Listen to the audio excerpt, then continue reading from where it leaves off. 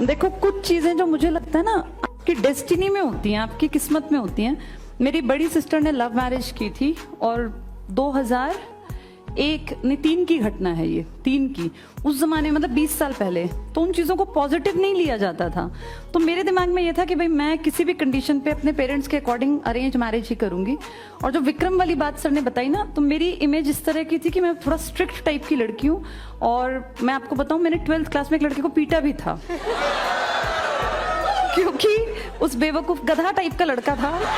और उस लड़के ने मुझे जो है ना 10 दिन की छुट्टियां पड़ती हैं केंद्रीय विद्यालय में, तो उसने उससे 10 दिन के लास्ट डे जब हम स्कूल गए, उसने कार्ड मुझे एक बच्चे के हाथ भिजवाया। तो मुझे ये था कि कौन गधा है ये, अब वो मुझे पता ही ना हो क्लास में कौन लड़का है। छुट्टियां मैंने कैसे काटी, मुझे लगता था बस अब मुझे आज मिल जाता, मैं उसको आज पीटूं। जब मैं छुट्टियों के बाद पहले दिन स्कूल गई, तो मैंने पहले मेरे साथ जो बैठी रीटा, उससे पूछा ये लड़का कौन है। तो उसने अरुण नाम था शायद उस लड़के का। उसने बताया, अब कहीं सुनेगा तो सोचेगा बबीता मेरे बारे में कहाँ कहाँ बोल रही है। तो उस लड़के ने, मैंने जाके 12th जैसे बड़ी क्लास हो जाती है ना, लास्ट डेज से, अब सर्दियों के आसपास की बात थी, दिसंबर जनवरी की बात होगी क्योंकि दिसंबर में छुट्टियां पड़ती हैं। फिर मैंने जाके, क्लास पूरी भरी हुई थी, मैंने उसके उस पर कार्ड फेंक के उसको अच्छा धुना। अब जैसे कोई गलती में होता तो थोड़ा डरता भी है, वो लड़का बैठा तो मैंने थप्पड़ ही थप्पड़ उसके पीछे पीठ पे चांटे, जहां मतलब जैसे हुआ कि वो बेचारा उठा ही नहीं टेबल से। फिर हमारी क्लास में एक थोड़ा सेंसिबल सा लड़का था दीपक, वो आया और उसने कहा बबीता मैं इसकी तरफ से माफी मांगता हूँ, गलती हो गई ये वो पूरे में फैल गई। फिर साइंस स्ट्रीम में, कॉमर्स में, सब मुझे देखने आए कौन है बबीता त्यागी। तो मेरी इमेज थोड़ी इस तरह की थी कि मैं स्ट्रिक्ट लड़की हूँ, और वो डाइट में भी कैरी ऑन रही। तो इसलिए विक्रम को विश्वास नहीं हुआ कि बबीता त्यागी इसके साथ बैठ के ऐसे चली जाएगी। 2 साल हम डाइट में थे। कितनी बार ऐसा होता था मैं लेट पहुंचती थी, हमारे यहाँ से साधन नहीं थे, और विक्रम एक अच्छा लड़का था, हम अच्छे दोस्त थे, ऐसा नहीं कि हम जानते, मेरा सीनियर था। और मेरी जो बेस्ट फ्रेंड थी उसके पिताजी के पास वो पढ़ता भी था। तो मुझे पहले से पता था कि विक्रम का उस जमाने में अफेयर चल रहा था, उससे उसने शादी भी की, दोनों बहुत अच्छा पेयर बनाते हैं। ये बात सर नहीं जानते थे, वो जो पीछे पीछे जाने वाली बात थी ना, मुझे तो पता था विक्रम कहीं भाई इन्वॉल्व है, उससे शादी करेगा, बाकी क्लास नहीं जानती थी। तो बताने का ये औचित्य है कि भाई आपकी जो पर्सनालिटी है ना, आपका जो कैरेक्टर है, जीवन साथी हर कोई अच्छे कैरेक्टर का ढूंढता है, कोई जीवन साथी को घटिया कैरेक्टर का नहीं, क्योंकि जीवन साथी का मतलब है आपकी अगली पीढ़ियां उससे प्रभावित होंगी। आप किसी कैरेक्टरलेस आदमी से शादी करते हैं, किसी कैरेक्टरलेस लड़की से शादी करते हैं, तो आपकी पीढ़ियां बर्बाद हो जाएंगी। लड़की को आगे तक की पीढ़ियां बढ़ानी होती हैं। तो मेरा पर्सनल ये मानना है कि कैरेक्टर पहली प्रायोरिटी पर रखना। शक्ल तो देखी जाती है, शक्ल सबकी ढलनी है, 50 के बाद कोई सुंदर नहीं रहेगा, झुर्रियां सबके चेहरे पे आएंगी, बाल सबके सफेद होंगे। तो पहली चीज जो चलेगी ना, वो आपका चरित्र है।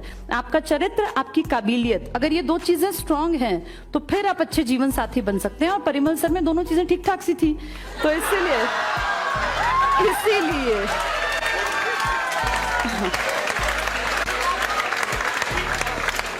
जैसे बहुत बार लोग ना गलत डिसीजन ले लेते हैं आपकी एज में। कितनी बार मैं देखती हूँ कि बच्चों ने गलती में शादी कर ली, फिर आगे बढ़ा, दुखी होना पड़ा। तो ये 2 चीजें पैरामीटर हैं, आपका चरित्र अच्छा होना चाहिए और आपकी काबिलियत जो आपने प्रूव करके दिखाई हो। वो ये नहीं कि काबिल आप है बस आप ही जानते हैं, ऐसा नहीं होना चाहिए। तो अपने आप को प्रूव करो, फिर ये सब चीजें बहुत अच्छी पॉजिटिव तभी चल पाएंगी। अच्छे रिश्ते पैसे की डिमांड करते हैं, ये कड़वी बात है लेकिन सच्ची बात है। आप अच्छे जीवन साथी तभी बन सकते हैं जब आप कमाते हो। बिना कमाते आप जब गांव में रहेंगे, आपके घर में बिजली नहीं है, टाइम पे गर्म पानी नहीं है, गीजर नहीं है, तो आप कितनी अच्छी लड़की चुन लेना, रोज आपको ताने मारेगी और फिर आप उससे फेडअप हो जाओगे। तो इसलिए अच्छा जीवन साथी जब चुनो तो ये भी ध्यान रखना कि वो इंडिपेंडेंट होना चाहिए, पैरों पे खड़ा हो, दोनों मिलके इतना कमाओ कि अपनी लाइफ को बेहतर बना सको। हम कोई अमीर घर में नहीं पैदा हुए, सर किसानों के परिवार से थे, मेरे फादर एक छोटी सी जॉब में थे। हाँ, बस इतना था कि हम दोनों ब्लेस्ड थे, हमें पढ़ने लिखने का माहौल मिल गया। लेकिन देखो, हम दोनों ने अपनी लाइफ को खुद एक सही डायरेक्शन दी। मैंने अपनी जिंदगी को 20 साल में इस काबिल बना लिया था कि मैं 4 लोगों को बैठा के खिला सकती थी, क्योंकि एक सैलरी पे आप एक परिवार पाल लेते हैं। परिमल सर ने भी बहुत यंग एज में जब पिताजी चल बसे तो सारा घर परिवार संभाला।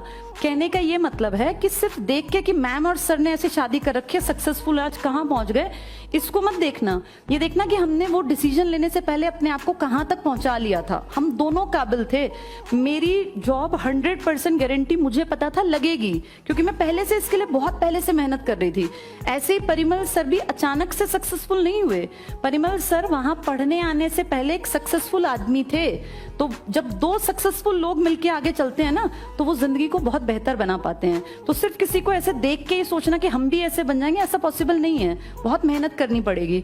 तो मैं आज हम यहाँ खड़े हुए दिखते होंगे, बहुत लोगों को लगता होगा ऐसे ही हम भी आगे जाके बन सकते हैं, लेकिन हमने बहुत मेहनत की है। हाँ, मेहनत करके कोई भी हम जैसा या हमसे बहुत बेहतर बन सकता है। और मेरी तो दिली इच्छा है कि तुम खूब पढ़ो, खूब लिखो, आगे बढ़ो और हमसे बेहतर बनो, तो हमें भी दिल से खुशी होगी। ऑल द बेस्ट मेरी तरफ से।